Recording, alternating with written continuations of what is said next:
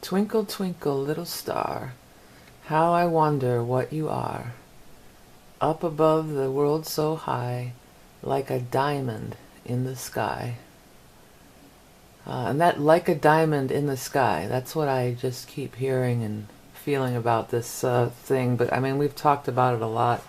But there's a lot going on in this new moon here. The biggest thing astrologically is going to be this big squares here. And we're going to get into it, but you can't deny how beautiful this prism shape is in here. It's just, it is magical. And I feel like we are being shown, and I've been having magical things been happening for me. I know there's some big aspects for everybody. We have that big cluster. If you want to watch that last video, we had that big cluster of events with the Saturn and the node, and then it was the full moon and the equinox, all three in a row. I'm actually recording this video on the day of the equinox. It may take a couple days to post, but this week has been completely magical for me. I've had some magical, wonderful things happen, amazing. And I've been seeing these orbs and stuff. I posted a video about that, but I don't know if it's the energy of the Merkabahs here or what. Another thing, I've been getting into orgonite. And I've been creating these orgonite pieces, and I'll actually put a link to the end to my Etsy shop if you want to get one. But it has changed and amplified the energy, and I'm just like drawn to do this too. It's like a compulsion almost, you know. But anyways, let's take a look at this chart. Okay, let's look at this square, and it's at 11 too. I love that, 11. Okay, so we got the new moon, 11 degrees Libra. And it's squaring, making these squares in the cardinal. We're getting a cardinal square, a cardinal cross going on, involving Lilith. Now Lilith, if I looked on Mr. Tom Letcher, K. Pacha's site, because I know he is the foremost authority that I know of on Lilith, and he uses mean Lilith. But you know, true Lilith is jumping all over the place, because one of the charts that was accidentally stuck on true, it was all the way in Leo, and then this one it was on true, and it was back in Gemini. So true Lilith is hopping all over. But since Tom Letcher, Kepacha goes with mean Lilith, we're going to go with mean Lilith. And that creates this design too. Without mean Lilith, with Lilith not being in Cancer when it was over here, this wasn't there. It just kind of puts the whole 3D perspective on it. But at any rate, so the Grand Cross, or Cardinal Cross here, just after the Cardinal Ingress. So Cardinal energy.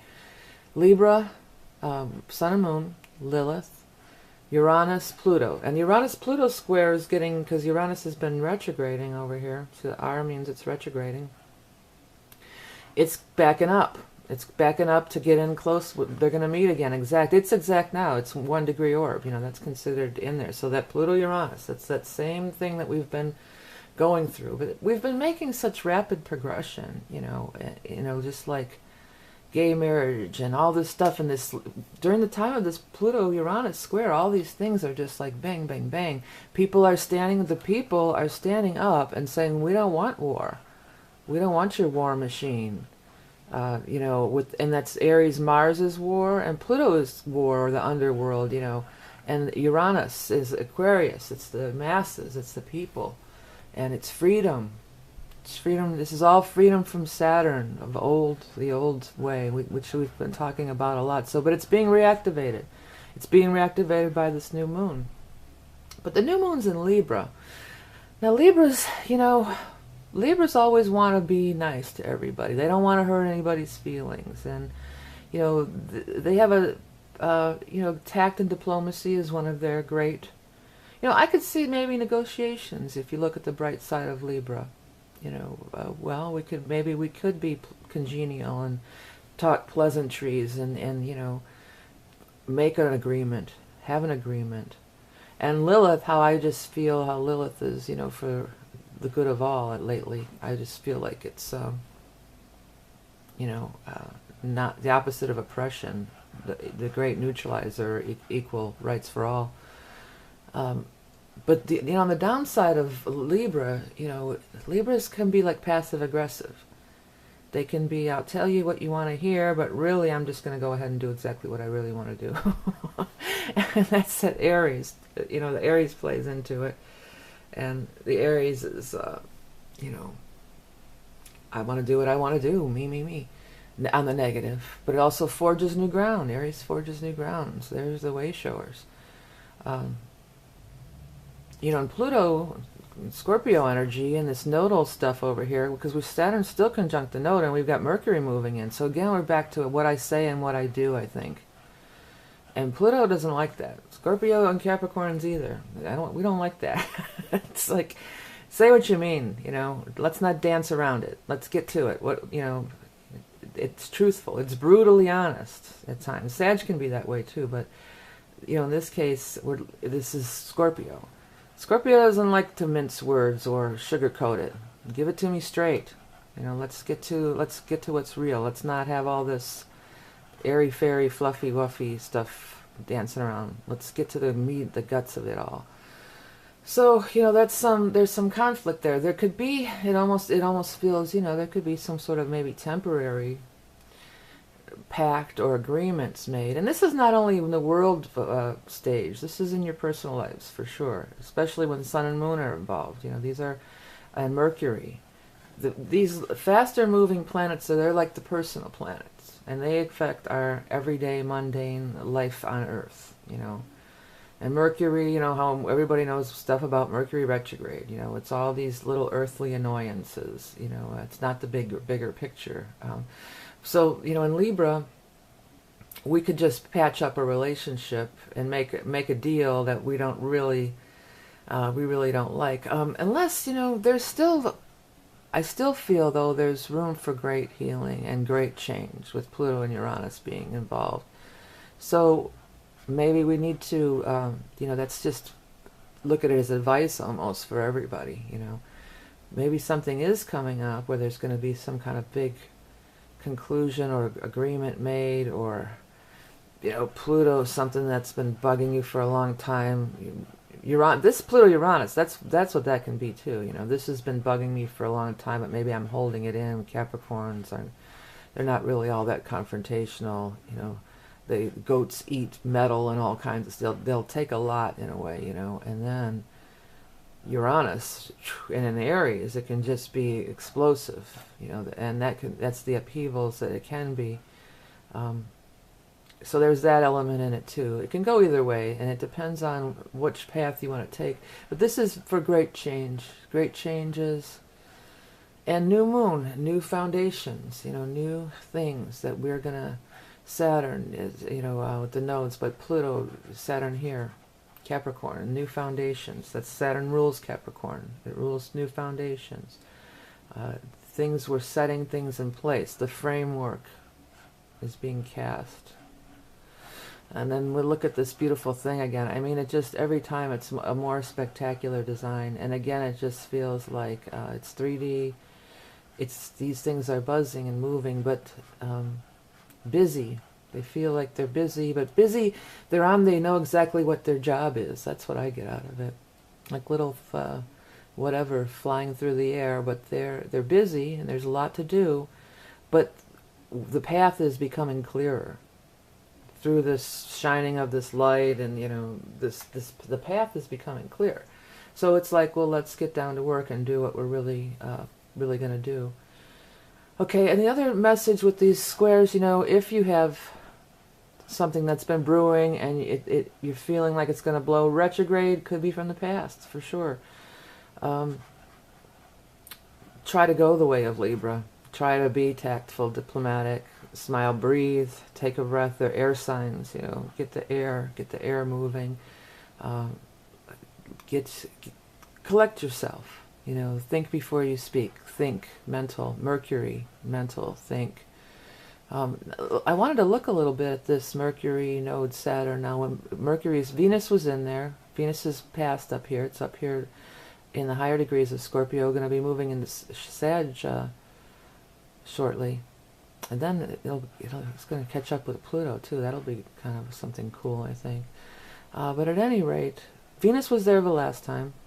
So, you know, it's going to bring in more emotional stuff. Now, mental, in your head, more able to reason, more able to make it. I just feel like, you know, Libra is contracts too. Libra rules legal, law, contracts. I mean, it could be like that kind of thing, but more able to make sound decisions, well-informed decisions with Scorpio. We're gonna see, you know, what's gonna happen there. We know we've got to the truth of the matter. We're not being snowed. You know, you're not getting the wool pulled over your eyes. Scorpio's not getting the wool pulled over their eyes because they see right through it. They see right through that wool. And again, the South Node in Taurus seems to be like a pivot point to me, where when I open this chart up, that's where my eyes go. It goes to the South Node in Taurus. So that's that old way of, you know, money. Money's going to change, you know, and it is changing already. I just met a friend she moved out of town, and she was back in town doing a tincture lecture, and she says a lot of the people, she's in that spiritual place, Asheville or North Carolina or South Carolina, but anyways, that they're doing a lot of more donation based, and she has a friend who does some kind of healing or Reiki, and she just did it strictly. She's doing these, you know, expos and shows strictly on donation and making more than she would have charging a set rate when you figure it all out at the end of the day. And there was that great TED Talk. I should try to find it and link to that. But there was that girl, I think she's from the Dresden Dolls, but she did the same thing. You know, she released some music and just asked for donations. And, you know, at the end of the day, made more money through donations than she would have selling, you know. And there's people on the webs that, you know, lots of people that are doing that. And so that maybe that's the shift with the money and the prosperity and everything. Also, though, I think it's the internet too, with the free sharing. You know, people are sharing, exchanging of ideas, free downloads. You know, here, try it for free, because you can't just hold on to it. Mine, Taurus. You got to let it loose, set it free. Let's see what happens. Let it go. Put it out there. So that's what it is. You know, that's what's happening. And Uranus is, you know, that's the community in Aquarius. Yeah, so speaking of Aquarius, we have this Juno in Aquarius energy. I was, you know, being told, but it's kind of like a peak of this. It's a, you know, it's making aspects to the nodes. It's a T-square. It's squaring up with the nodes, and they're going to catch each other exact soon. So this is moving in. So it is bringing in the Uranian and Aquarius energy. See how I get things intuitively, and then I have to find the astrology to back it up, but it is there. So that's how I was feeling that. And, you know, Juno is love, the goddess of love, the queen. You know, it's kind of, she has an empress vibe about her, too, you know, in comparison to a tarot card. Kind of Venusian, too, but for people, all. Love and beauty for all the people, you know, the best possible scenario, the best possible timeline or whatever, something like that. We still have Mars and Leo down here, and it's in the mix. You know, Mars and Leo, and Pallas is moving in through Mars and Leo. Pallas is Aquarian somewhat too. It's that intellect. It's Uranian and Aquarian, you know, flashes of insight, higher mind, and to Mars. So those two, I think, are going to work. That's going to be a nice vibe together, because Mars, you have all this energy. Where are you going to direct it? Pallas, you could direct it in a positive way. You know, give me a task, you know, or I'll lose my mind. That's from some movie. But that's or get into mischief, you know, Mars and Leo.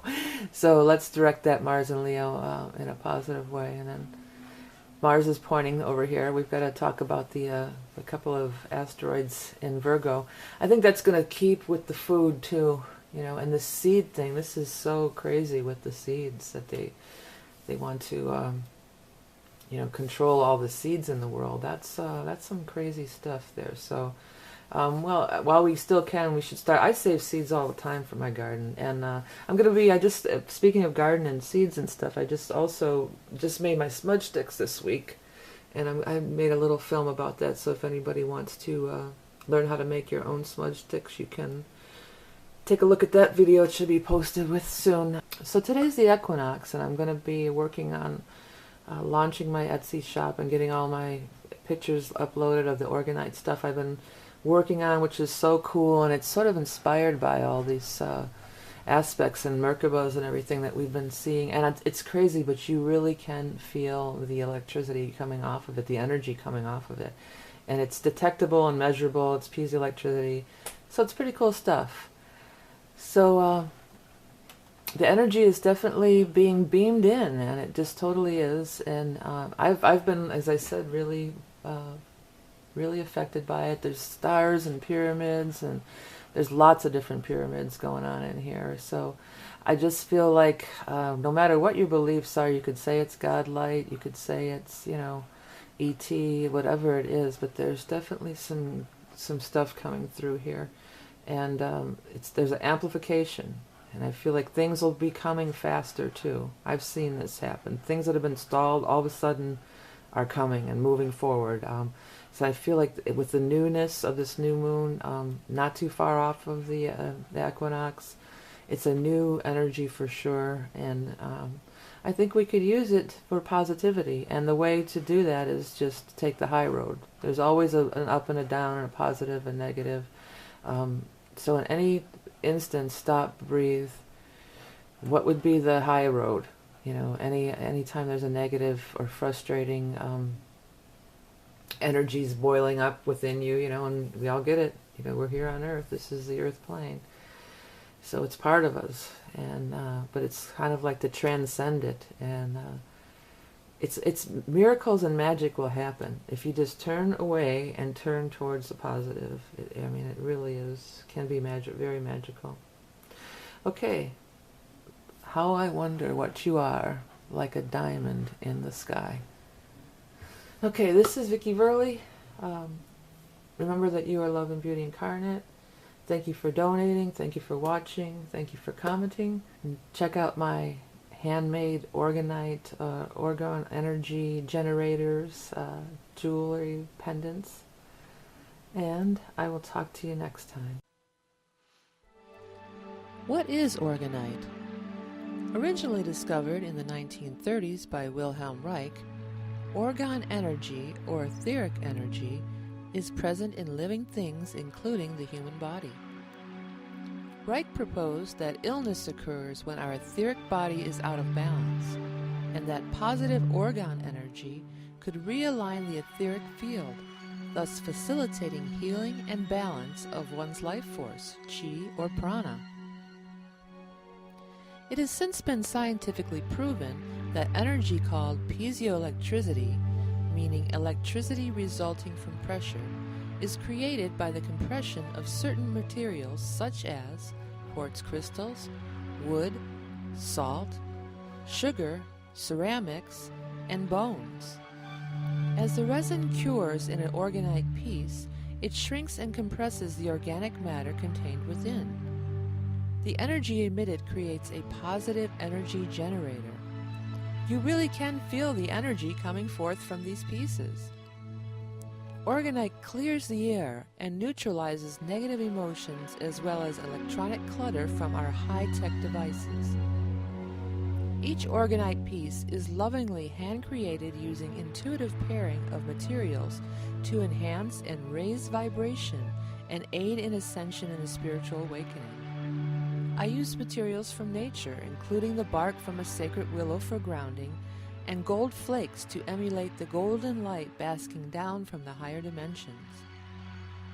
Visit my Etsy shop for a wide selection of handmade orgon pieces, especially designed for spiritual growth, including heart opening, chakra alignment and activation, and more. Visit www.orgonenergyflow.etsy.com to see more beautiful orgon pieces. And remember, you are love and beauty incarnate.